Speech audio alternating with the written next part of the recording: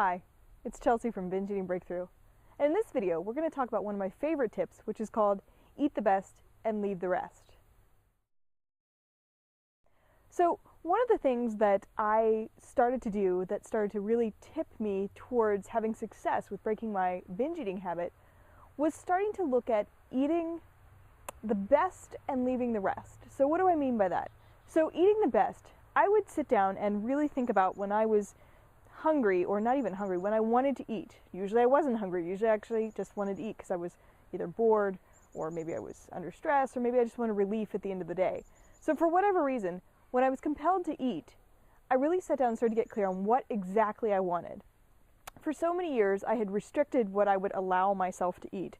So I couldn't have cake, or I couldn't have this, or I couldn't have that. Like, I had to eat broccoli, whether I wanted it or not. Like, I definitely had to eat broccoli and not the hamburger or whatever it might be, right?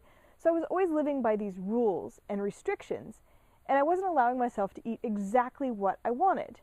The concept of doing so was really scary, because if I ate exactly what I wanted, clearly I wouldn't have control, right? But what I found was actually counterintuitive. I started to decide to allow myself for at least one day to eat whatever I wanted. And when I chose the foods that I really, really wanted, I then picked out the very best bites of what I wanted. So for instance, if I happened to want chocolate pie, I would sit down and I would scoop out the very best part, like the gooey middle area, and leave the crust if the crust was secondary, right? So I would eat the best part of that best thing that I really wanted. And when I would do that, I would then notice very subtly that after a few bites, I kind of would not enjoy the next bites quite as much as those first bites. So they weren't quite the best. They were second best, but they weren't quite the best. And so then if I would then be like, you know what, I think I've had enough, I could push away my plate and realize that I had had the best of the best.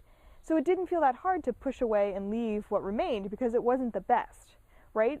So it really changed my psychology to be having the best of things rather than just filling up on things that I didn't really want. So eat the best, leave the rest. What that also did was change my psychology, so I was no longer restricting myself or creating a rule around what I could have or couldn't have. I was now allowing myself to have the best.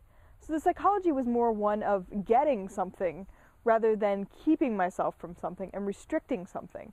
So that really started to shift my energy and my sort of enthusiasm around eating when I could eat exactly what I wanted and then have the best of the best.